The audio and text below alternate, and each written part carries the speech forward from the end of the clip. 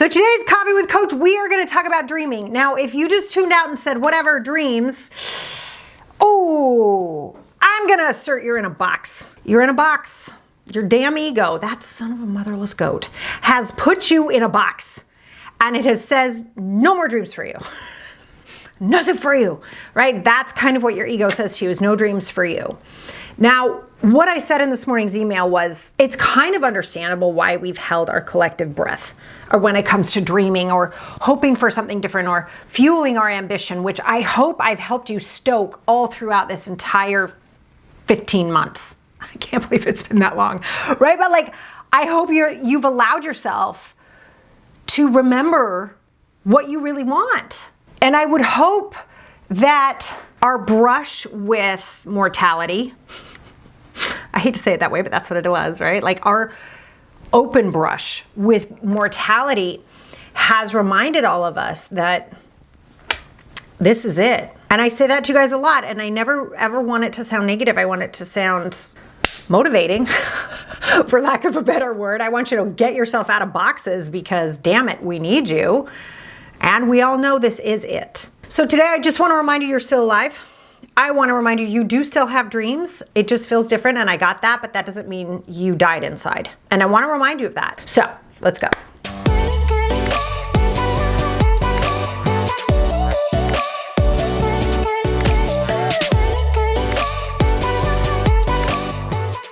All right, my beautiful people. So the first question I have for you today is, and I love this because this can actually happen. It could actually happen. Oh my God, hang on to your hats and glasses, could be at a party. We could be at a party where I actually get to talk to you face to face. I know, breathtaking, right? Literally. Okay, so we're talking and I say to you, what's your dream? I know, I don't do small talk. I'll talk about the weather for about 2 minutes, but then I'm like over that. I want to know who you are.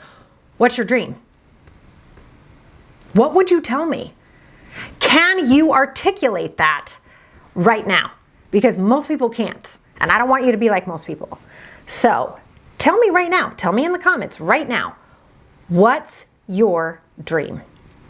And if you don't know what it is, guess. Because sometimes in coaching, we gotta guess. You know what I'm saying? Like, we gotta. It's okay.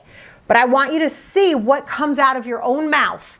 If you were to say, my dream is, what would that look like? So now I'm going to ask you something that's a little bit in your face, just a tad. What have you not been willing to do to cause this to happen? And I'm not kidding.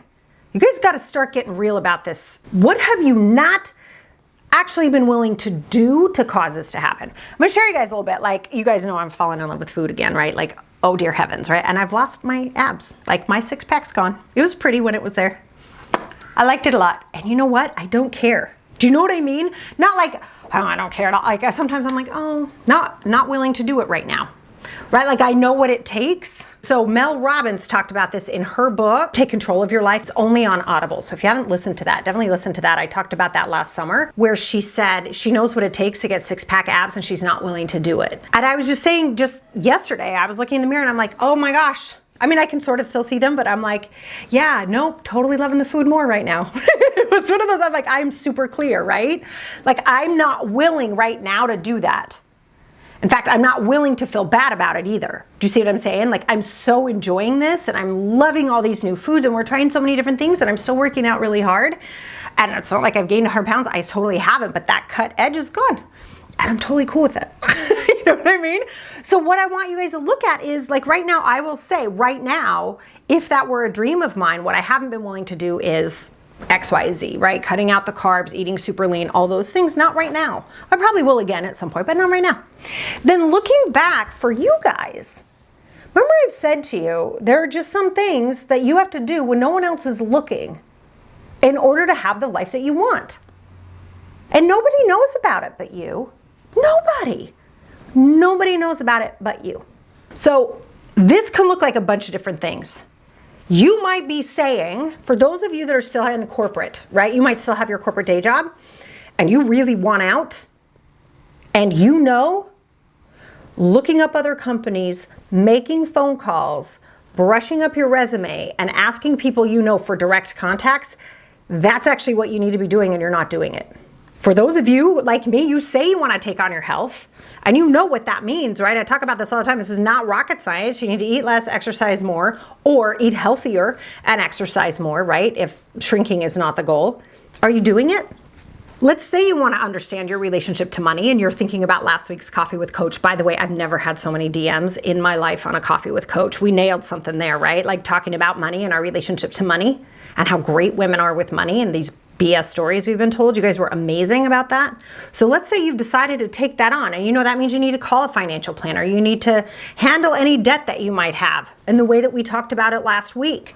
You might want to look at your monthly expenses, like where do you want to cut? Where have you not been willing to do the work you know you need to do to create the dream you want? That's that whole idea around structure, right? It's not like some people have 28-hour days. And they're like magically getting more work done than us, right? No, they're doing the things that we may not be willing to do. Let me say it this way.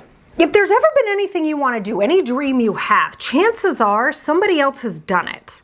I mean, right? Like, let's be honest at this point. Like, it's not like any of us are going to invent water bottles. Like, I mean, really, there's so much out there when it comes to dreams that other people have probably done. That means, you guys, there's a roadmap. Oh my gosh. Now, do you have to do it exactly like them? No. But you can look at the roadmap and then get honest with yourself about what you're willing to do and what you're not willing to do.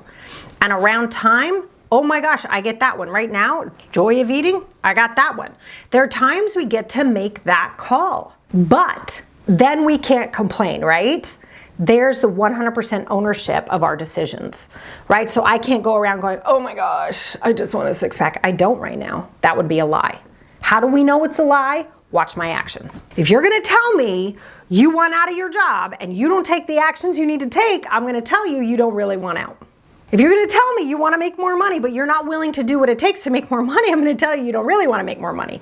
Or you have a story about money that you haven't handled yet, which is totally normal.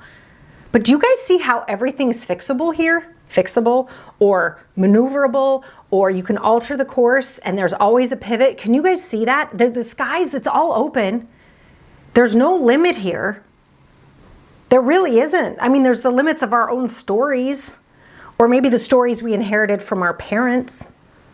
If you guys haven't read The Secrets of the Millionaire Mind, and yes, I promise I say this every week, but I swear to God it's coming, we are doing a Sarah Uncut video on just books that I love. And this will be in there. But it's Secrets of the Millionaire Mind by T. Harv Eker. Now, he's not my favorite throughout the entire book. Like, there's some stuff just does not resonate with me. He's very bro, right? But there's so much that is exquisite. And he opens up the book talk about boxes. The conversations around money that we inherit, and the types of conversations wealthy parents have with their children versus what the conversation is for poor parents have with their children. And then at some point we get to look at that and go, well, that's not going to shape me anymore. I refuse. I mean, you guys have heard my story, I hope. And if you haven't, it's out there. But I mean, literally, you guys, there I am trying to pay for my freaking dance costume, and we have half a loaf of bread that my mother made from scratch and some honey. The end. I got the stories. I know the stories too. And there comes a point when you choose not to inherit them anymore. So whatever boxes that you've put yourself in around your dream, now's the time. Deal with that story. Look at that story and decide whether or not you want to keep it. You picked it up as a child because you didn't have a choice. You have a choice now. What are you going to do with that choice? Because you don't get to blame mom and dad anymore. You don't get to blame what happened when you were a teenager anymore. This is your life. And that's why I'm reminding you of your dreams, not someone else's, yours. So look at the roadmaps out there. Look at what works for you and what doesn't, and start taking the actions you have not been willing to take if they work inside your dream. And if you are not willing to take those actions, stop pretending that's really your dream, because it's not. We've talked about this, what I'm about to share before, but I'm going to say it again because it's really important for people to hear. You guys, if there's a part of your business or part of your story that you have not felt comfortable sharing yet, one, that's totally fine. And two, if you do feel that it's holding back your true self, like you're like hiding stuff. Do you know what I'm saying? And this, by the way, I think is what's happened with some of the people that we've seen in my industry fall lately, right? Is they were hiding something. That will always get you. It's like the movie The Firm, right? They were able to get him because he was hiding his brother. Do you remember this, right? You don't want to have hidden things. You want to have honest things. And it could literally be, like you guys know, I don't have a relationship with my birth mother, right? I just don't. I call her my birth mother. She raised me until I left the house at 16, right? So there's so many reasons for that. And I don't talk about it too much. One, because she's still alive, so it's not appropriate. But I'll reference it. It's not hidden. I'm not like, oh my gosh, don't let anybody know. I don't talk to my mom. Like, no, it's a thing. It's mine to share, and I share it as I can and as I feel is appropriate, but there's somebody else I'm respecting, right? But it's not hidden. Like, you can't hook me with it. You can't try to be like, ooh, did you know? Because I'll be like, yeah, I said that. Do you know what I'm saying? That's what you want. If you're going to stand up as an industry leader, you don't want something that's hookable. You guys have heard me say, like, there are times my husband and I'm like, I don't know if we're going to make it, right? Like, that's happened. We're really great right now, right? And it's like, I'll tell you that. You need to not be hookable. So if you are not able to achieve your dream because there's something you're hiding or something you feel ashamed of, work on that. Because there's nothing to be ashamed of. We all have lives. We all have stories. And P.S., it's usually about family, and family knows how to push our buttons because they're the ones who put them there, right? I mean, come on, welcome to humanity. So once you can get over the idea that yours is secret or yours is different or yours is so special, and that's for all of us, right? We all need to recognize, hi, yeah. And it's not as special as we feel that it is. So I would work on that to the point that not that you have to share it with everybody, and not that you have to get up on a stage and go, well, when I was 3, you don't have to do that. But you also want to be confident when you're standing up on the stage. If someone goes, didn't you have a really awful experience when you were 3? You go, you know, I so did. I really did. And I would love to share with everybody what happened. This is not the time to do that, but I really appreciate you bringing that up because we all need to talk about how we're human. Not hookable. There's no secret there. There's no hidden agenda there because people pick up on it in 2 seconds. They know, right? And so it's like when I stand up and talk about the sexual abuse, I told you guys I couldn't do that for years because I was still pissed. I was still hurt. And so if I'd done it at that point, I would have hooked somebody else who'd gone through something similar, and that's not appropriate. So there's that balance there. And yes, I would assert it is holding you back, but only because you're either embarrassed about it or ashamed of it, which is also normal, right? Again, no secret there, like no shame there either. Like that's a normal response. And so heal that and watch how that changes your business. And I would bet it does. And understanding the stories that you took on as a child when it came to success, ambition, and money, brilliant. Really, really helpful. It'll help you see, oh my God, I know that story. Oh my God, I know that story. So if dad works so hard to make the money, the undercurrent of that is, and you don't. Isn't that crazy? Yeah. And you guys, please know, I'm a parent too. I'm probably doing this to my kids. We all hear this. We all do this. Nobody has bad parents because we hear these stories, okay? Just understand the understory there is, and you didn't. So you better take care of this. And the underside of that is we're expecting you not to, and then we're going to kick your ass. In whatever way that looks like, right? Or that's too expensive. So when it comes to they work so hard to make the money, so make sure you take care of these things. You want to look at what part of that story works for you and write it out.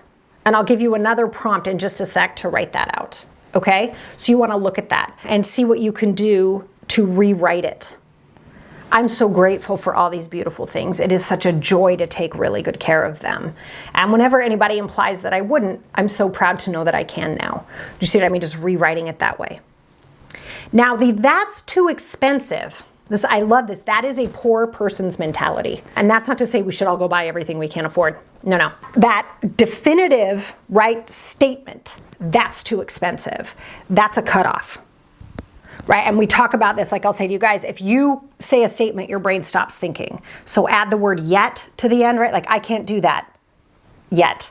I can't run a 5-minute mile yet, right? Like it just keeps your brain open, right? So you can continue to move forward. So we want to look at that when it comes to money or when it comes to our stories around our business or stories around our dreams. So it is, that's too expensive. How can I make sure I get it? All of a sudden your brain goes, oh, well, go sell your old couch or go do this or go do that. And all of a sudden you're like, oh my God, we can totally get that. It's allowing your mind to work on it in a way that actually works. Now, this isn't about buying a $5 million house or a $10 million house or whatever is too expensive for you there. That's about reframing it to be, how can I make my home feel like a $5 million house? And again, that's reframing, right? So there isn't a definitive statement there. It's a question. How can I do that? Oh, and then your brain has the ability to work on it, and you're naturally rewriting the story, proving to yourself over and over you can have whatever you want when you look at it that way.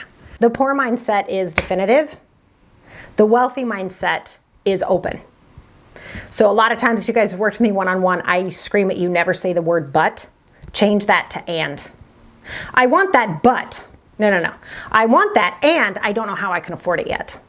Not, I want that, but I can't afford it. Brain's turned off. Make sense? All right, so start to open that up. That's a wealthier mentality. One other thing I want you to look out for when it comes to accomplishing your dreams is I want you to really look at where you're complaining. Money hates complaining. Success hates complaining. It is just like the repellent of everything you want is to complain. I promise. It is the number one way to make sure you do not have what you want, is to complain about what you have. The second you're grateful for something, it just blows up in your face in a good way.